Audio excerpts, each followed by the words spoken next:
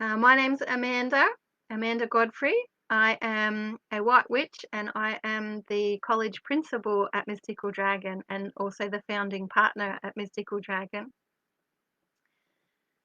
And tonight I'm going to share with you a little bit about elemental beings and particularly dragon elemental energies. So welcome everyone. Thank you for joining me. So first, just a little bit about me for those that haven't connected with me before. I know there's still some of you that are just connecting, so, welcome. And in particular, my connection, I guess, with dragons. I consider myself lucky. I was one of those lucky ones that I was able to see spirit, at least on and off, since I was very young. And so as part of that, I was also actually I would get glimpses and I would see dragons and different elementals at different times as I was growing up.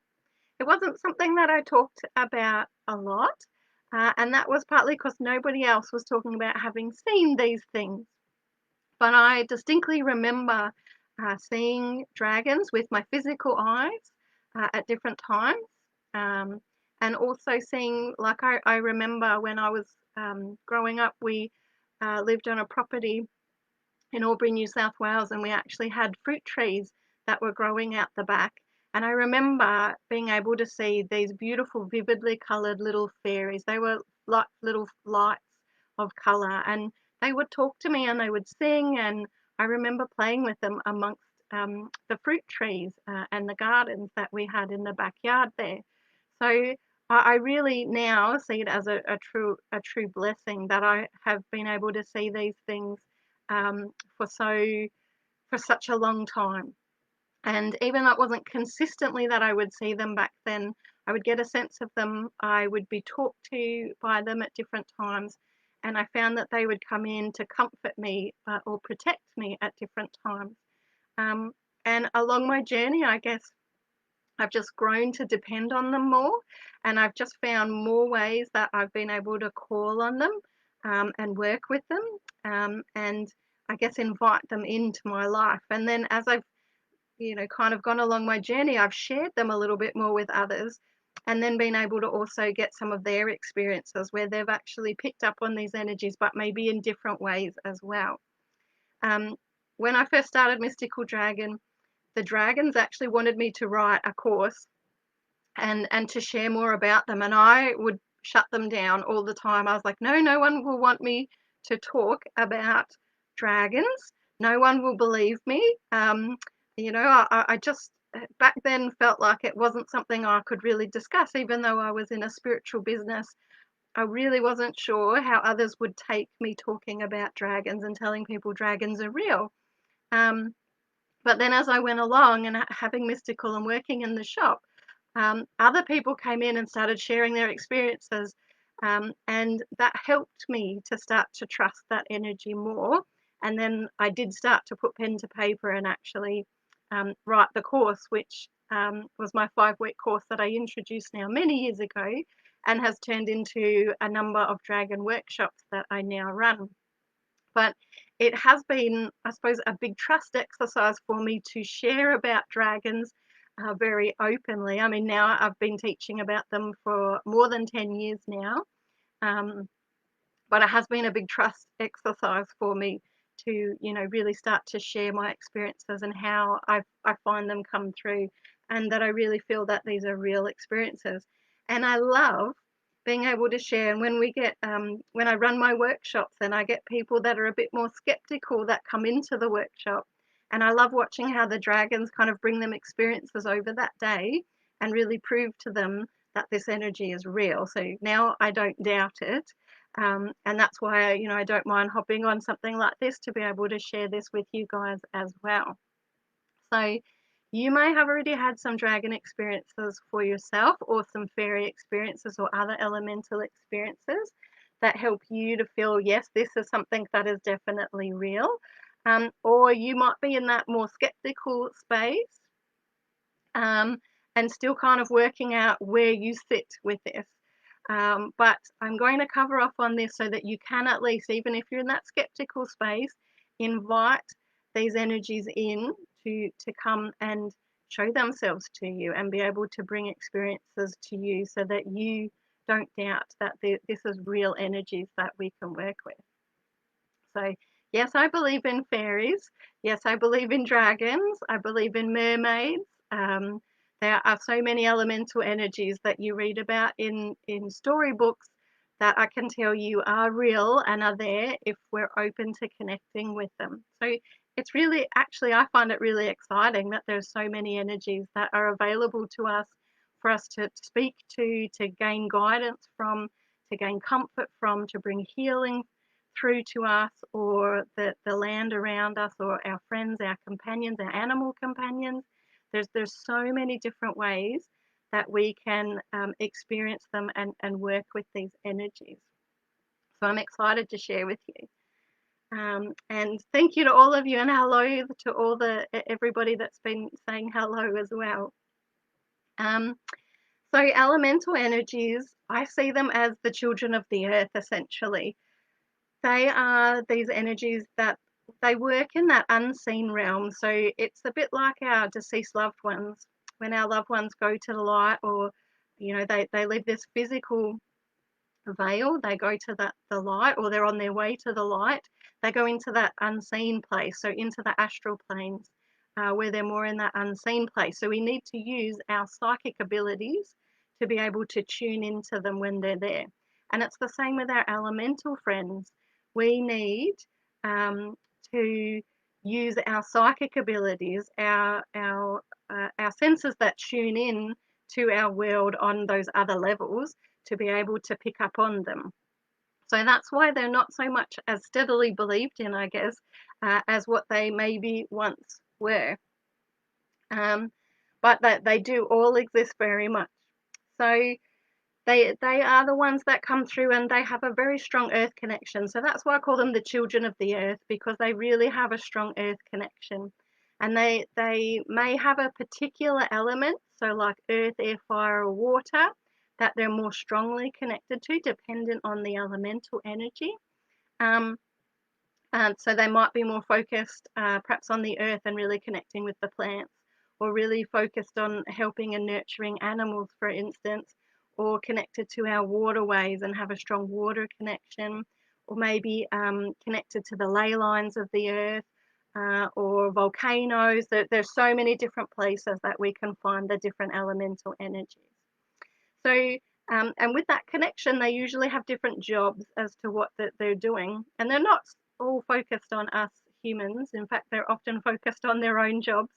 And they come across us in whatever job that they're doing. So often it's us that kind of come into their patch, whatever it is that they're doing, where they're connected, their bit of the earth that they're maintaining and helping to nurture and take care of.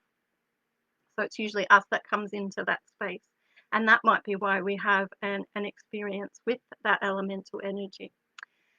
So they do definitely have different jobs. So for instance, fairies, I definitely see fairies as having a strong connection with the plants and also the animals. So they're often helping to, bring the new life back through, to nurture plants, perhaps plants that have had issues with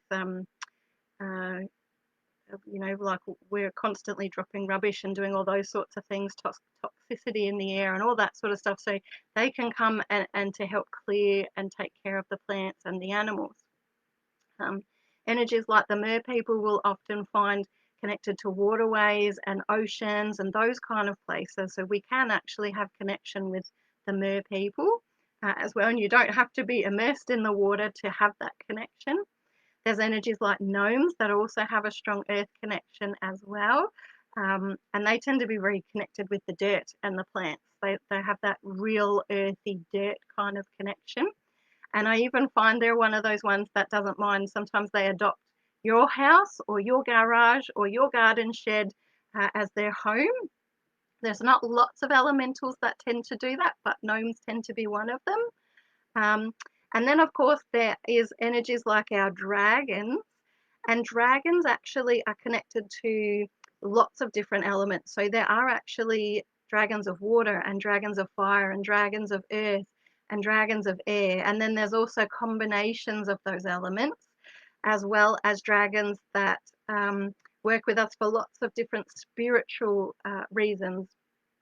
So they do things like helping to clear spaces of dense energy. They come and work with crystals. They come and raise vibration. They come and assist us with guidance. They bring a lot of protective energy. They actually work with us for lots of different reasons. And there's not any one pigeonhole or any one box that we can put the dragons into. There's lots of different varieties of dragons, and they have lots of different focuses and reasons for being around. So do know that. They're really exciting to work with, and most people, when they're introduced to dragons, one of the biggest things that you'll find that dragons are really good to call in for is for protection. And that's one of the biggest things, and one of the biggest ways I like to connect people with them is this is a great energy we can call in to help protect and take care of us, to protect and take care of our home, our children. Every time I get in the car, I have a dragon that does what I call car surfs. And I literally see this dragon sitting on the roof of the car with his wings outstretched. He's all very happy there. He's not having to fly, but he's still with me, and he's bringing this protection, and it's just like stretched out over the top, taking care of me. And then when my husband goes off, he's connected with the SES and different things like that. I often will ask a dragon to go with him and watch over him. And I'll often see a different dragon that'll be car surfing on the top of his car as well. So they're very good at protection. And even if that's the first way or the only way that you end up working with dragons, they are very good at protection. And in fact, they tend to protect and take care of other elementals that are around as well. So almost see them like adopting areas and taking care of certain areas, which includes the elementals that are in those particular areas as well. So that's one of the big main things that dragons are often known for and can get called in for. So we can certainly call them in for that ourselves as well. But because there are so many different kinds of dragons and so many different varieties of dragons, you'll find that they have many different ways that they can help us, and many different focuses and reasons that they can come in and assist us. So I talked about spirit guides and connecting with spirit guides a few weeks ago, and dragons can certainly be spirit guides for us. And I definitely have a number of dragons that work with me on that spirit guide level. So they're very wise energies, very wise beings. And they can come in and give us a lot of guidance and a lot of messages. And we can, in fact, call on them and ask for help when we're stuck. Please help to give me guidance as to which is the right direction. We can call on them in meditation or just in day-to-day life if we've got a connection with the dragons. So they certainly are very wise, and we can call on them in that way as well. They're also fantastic for healing. I've used them so many times in healing, and as a healer myself, I've done professional healings now for 16 or 17 years, and I have called dragons in for healing for the majority of that time, and asking them to help bring their energies and assist with the healing that I'm doing. So that's another way that they can work with us. I've had them come in when I've been really, we have those moments in our life when we're feeling really broken and really down and upset, and this is an energy. I've had them come in before. I've called on the dragons, and I've literally had one will curl right up around me and bring in that soft, warm, nurturing energy and that healing energy to help me calm down and come back into, I guess, a more centered and reasonable space. Oh, yes, you certainly can, Amanda. If you don't feel you actually have a connection with dragons, can you call them in for protection and assistance? Yes, you certainly can. And especially when they come to mind, you will probably find there's one around you that's already trying to get your attention. The fact that you're here listening to this now, you're interested enough, to come and find out more about the dragons, there's probably already a dragon, or at least a dragon, that's around you to some capacity. Um, I tend to find, when you've got that interest and you get drawn to something like this, there's usually a reason for it. It's not just out of curiosity. There's usually, there is at least one energy there that wants to be known, that it's around. Um, a few other ideas for why, how dragons can help us. They can clear energy for us. So if there's a lot of really heavy energy or dense energy, they can clear. There's a dragon, or a type of dragon called the white light dragons, that I find are really good for that. So whenever I do healing work or reading work or psychic work, yes, Amanda, Tears would confirm that definitely. Yes, when I do psychic work, I often ask these white light dragons to please come in and keep the energy clear. So they'll actually remove negative energy and keep that space, raised in vibration, which is really wonderful to have an energy that can do that for us. And they also work with other ascended masters, other elemental energies, angels. They work with so many other energies. I guess they're not like us people, where it's like, oh, I'll work with you, but not with you. Energies like dragons are very open to working with lots of different energies. And in fact, they tend to embrace that. So please know that, you won't have any in-house fighting if you're a real angel person and you call in dragons, that there's not going to be any hostility going on there.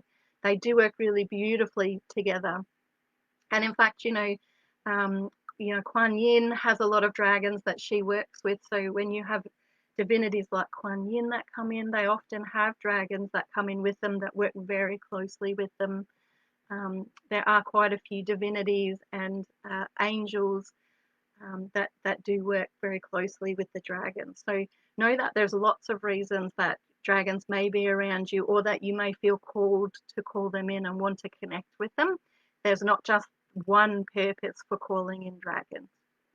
As I say, protection tends to be the big one, but there's many reasons how they can, or many ways they can help us. So I really want to encourage you to have a connection with the dragons if you don't already. Deb, I love that you've seen your first dragon after the Spirit Guide talk. That's awesome. They will often do little things like you'll see a little bit of a head peeking around the corner, or you might get glimpses out of the corner of your eye and things like that. This is because, like I mentioned, it's connecting in with them through our psychic abilities. This is how the dragons do come in. They work with us through our psychic channels. So if you're a bit like, I'm clairvoyant, that's why I've seen these energies for a long time, but not always with my physical eye. When you're clairvoyant, you'll also see with your inner, that inner vision as well. So you might get things pop in your head, little visions and little insights that way. Or sometimes you'll see colours, sparkles, coloured orbs. You might just see movement out of the corner of your eye, and you go to look again and there's nothing there, but you definitely saw some kind of movement. We can be clairaudient and we can hear them. So you might hear your name. You might not know where it's come from, but you might hear your name. It might get repeated. You might hear messages it's like that mind's eye. Once again, you might hear it in your head, words and messages. It's not always an external voice. Sometimes it sounds like our voice in our head, and so that can be a little bit hard to decipher whether it's something else or just our own thoughts. But that comes all with practice. It can be through feeling, so you might actually feel something bump into you. I've had dragons get mistaken for like animals. When we feel like that brushing, something's just brushed past us or bumping into us, or we feel like something's hopped on our lap. Like, all of those experiences can be connected with dragons coming to connect with us and coming to visit us. So please know, it's first of all a matter of being open to these energies. They actually really, and I don't believe it's an ego thing as much as it might sound like it, but they really love having an invitation. And part of the invitation with dragons is that they really love having a picture or a statue or some kind of dragon something that is brought into your home. And if you've already got that something, then you have probably inadvertently put out the welcome mat to the dragons without even knowing that you've really done that. So please know they love that. To them, it is an invitation to come into your home. So if you've already got a picture of them up somewhere or a statue of a dragon tucked somewhere or whatever kind of dragon something it is that you've brought into your home or into your garden, then this is part of putting out a welcome mat for the dragons and kind of inviting that energy in. Oh, good question. Thank you, Andrew. Dragons are not a specific size. In fact, they're shapeshifters. So they can be really huge, like I've had them sitting on the roof of the house, taking up the whole roof, or they can be really tiny as well. So they're not any one specific size. And sometimes you can be connecting to the same dragon, but each time you connect, they may be presenting as a different size or a different shape, just depending on what's going on and what they're, I guess, trying to fit into. So please know that there's not a specific size that they necessarily are. And there's not, like, there's many different kinds. We see the Chinese dragons with that are the slender kind of Chinese dragons, and there's like the Celtic dragons. So there's many different kinds. They present in many different ways, and that's all part of the dragons, the many different varieties of dragons, many different colors as well. So one of the big things is, like I said, invite them in. So if you are open to that connection, that helps to invite them in. You can verbally invite them in. It doesn't have to be anything, a specific invocation or specific words. You can just have a heart conversation, and whether out loud or in your mind, just be like, I really welcome a dragon connection. So, it doesn't have to be anything formal. It doesn't have to be a particular ritual or a spell or anything like that. It doesn't need to be as formal as that. It just needs to be an open heart, having respect. So being respectful of the dragons is a really big thing. Respect them like you would a really good friend. Have that same respect with the dragon energies. Slow down and make that connection. If we're constantly in a hurry, it's really hard to be in the right space, to be open to the connection and to be receptive when they do brush past, or we might see a glimpse of something. It's really hard to be open to that energy if we're constantly in that big rush and we don't slow down and take the blinkers off and just be open and in that space. So make sure you slow down as well. And know that connecting regularly and looking to connect regularly will really help to build up that connection with them as well. And that's the same whether it's elemental energies you're wanting to connect to, or particular angels or archangels or divinities. The more that we take the time to connect with them, the better that it is, the easier it is that connection will become. So the stronger that connection becomes. And then when we do call them in for, let's say, protection, you'll feel them even stronger, and it'll be, you'll really get a sense of that energy there, versus, the very first time you call them in, it might not be as strong a connection, and so you might not feel it as profoundly as what you may, down the track after you've really been working with this energy for quite some time. Monica's asked me, are reptilians and dragons the same bloodline? They are what I tend to call, they're like cousins. So reptilians and dragons have very different focuses here on the earth, but they are, I suppose, a similar bloodline, but they're kind of, like I say, more like cousins than, necessarily direct bloodline.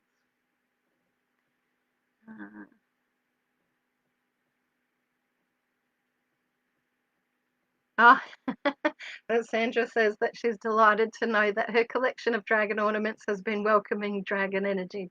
It's nice to know, isn't it?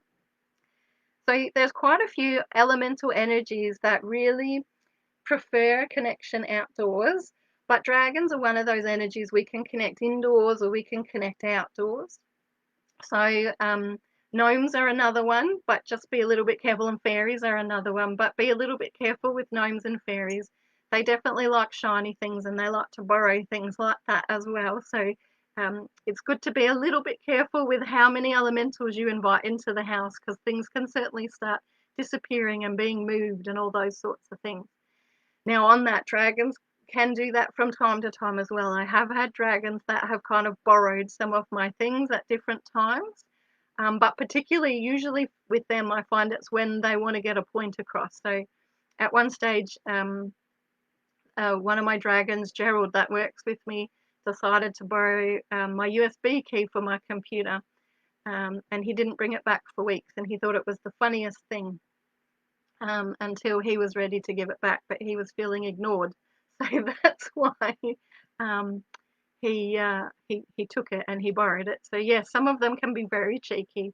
They have very different personalities. So you'll find that some of them will be very jovial and really light-hearted and bring that real joyful energy in, and some of them will be very kind of stern and have particular strict rules that they want to, kind of adhere to when they have a connection with you as well. So, for instance, I talk about Greymouth in one of my dragon workshops, and he's very serious, and if you don't give him 100%, focus, he's gone and he won't be there to have a conversation with you. So, that there are ones that will kind of bring in their own rules, and they usually express that to you, as to what they are. But there are also very beautiful, light-hearted ones as well. So just like us, they have lots of different personalities, and that I find tends to come in connection to what's their purpose, why they're wanting to make a connection with you, and what kind of energy they're bringing in for you. So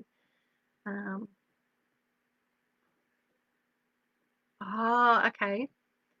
Septarian. So there is a golden septarian is a crystal that I really love. I've got a piece. This is golden septarian in a heart that I've got, and you can get it in the eggs. So they're often called dragon eggs and things like that as well, which is a beautiful crystal to work with if you're wanting to have more of a connection with the dragons as well. And there's like some dragon jaspers and things like that that are out there as well, but this really is one of my favorite ones to work with when it comes to the dragon energy as well. So yeah, they're beautiful. So that's essentially the introduction I wanted to give you guys tonight. I personally, I really love working with dragons. They're part of my life all the time. Every day I'm connecting with them on some level or another. They're surfing on my car. They're in the garden with me. I call them in every night. I speak to them every single day for various reasons.